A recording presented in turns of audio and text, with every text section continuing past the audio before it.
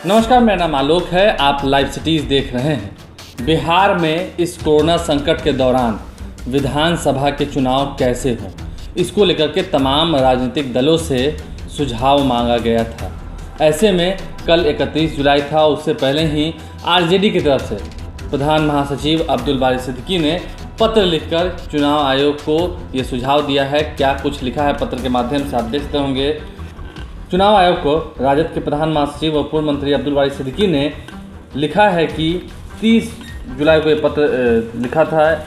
एक औपचारिक पत्र है ये, और इस सबके सामने सार्वजनिक किया गया है। तस्वीरें भी आप देखते होंगे। बिहार में अक्टूबर-नवंबर में चुनाव कराना मुश्किल होगा, यह देखते हुए उस समय यहाँ कोरोना चरम पर होगा। ऐसे में चुनाव आयोग को राज्य में चुनाव कराना चुनौतीपूर्ण हो जाएगा। चुनाव आयोग को देखना चाहिए कि विशेषकर ईवीएम से कोरोना संक्रमण मुक्त चुनाव कराए जा सकते हैं या नहीं, क्योंकि आपको पता है ईवीएम पर लोग बार बार जाएंगे और थंब इम्प्रेशन वहाँ पर पड़ेगा, तो ऐसे में खतरा बढ़ सकता है। इस संदर्भ में मांग यह की गई है कि अगर इन तमाम आकांक्षाओं के बीच चुनाव कराने की परिस्थितियाँ मौजूद हों तो चुनाव बैलेट पेपर से कराया जाए। सभी दलों को मिलकर प्रचार का समान अवसर मिले, सभी दलों को एक जैसा अवसर मिले, ऐसा कांग्रेस ने भी इससे पहले कह दिया है। कांग्रेस की तरफ से भी जो प्रतिनिधिमंडल है उसने भी कहा था कि सभी दलों को प्रचार करने का समान अवसर मिले, क्योंकि आरजेडी पहले ही इस डिजिटल तकनीक के उपयोग पर सवाल उठाते रही है कि जिन दलों के पास ज़्यादा पैसा है वो तो खर्च कर सकते हैं, और जिन दलों के पास पैसा नहीं है वो कैसे खर्च करेंगे, वो तो सीधा जनता से ही संवाद करते हैं। ऐसे में अब चुनाव आयोग की तरफ से बड़ी खबर निकल के आ रही है। चुनाव आयोग ने भी तैयारियां कर ली हैं। खबर इस तरीके से मिल रही है, वोटरों के लिए चुनाव आयोग ने तैयारी की है। 1 लाख मतदान केंद्र बनाए जा रहे हैं। 1 लाख मतदान केंद्र बनाने की स्वीकृति दे दी गई है। ऐसे में जो खबर निकल के आ रही है, बिहार विधानसभा चुनाव में भारत निर्वाचन आयोग ने 33,804 नए सहायक बूथों के गठन की स्वीकृति दे दी है।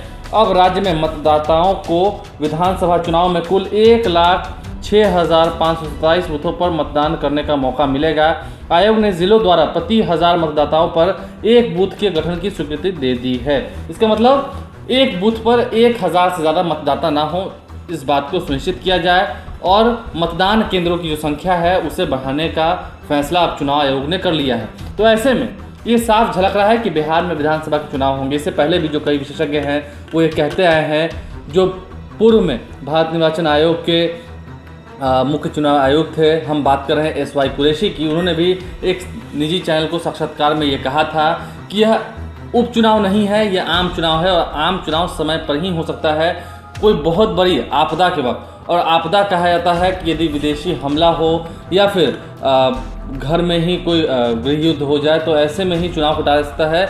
उपचुनाव की जब बातें हो रही हैं तो उपचुनाव को भले टाला जा रहा हो, लेकिन आम चुनाव जो हैं वो समय पर ही होंगे। ऐसे में जब चुनाव आयोग तरफ से निकल के आया है कि 33,804 नए सहायक बूथों के गठन की स्वीकृति दे दी गई है, तो ऐसे में ये साफ हो गया है कि बिहार में चुनाव समय पर होंगे। अब भले आरजेडी ये कह रही हो कि मतदान जो है वो बैलेट पेपर से कराइए, क्या करेगा चुनाव आयोग, देखते हैं आने वाले समय में क्या कुछ निकल के आता है। हमारे चैनल को सब्सक्राइब कर लें, साथ साथ फेसबुक पेज भी लाइक करें। इसके अलावा ट्विटर हैंडल पर लाइव स्ट्रीम फॉलो करें। धन्यवाद।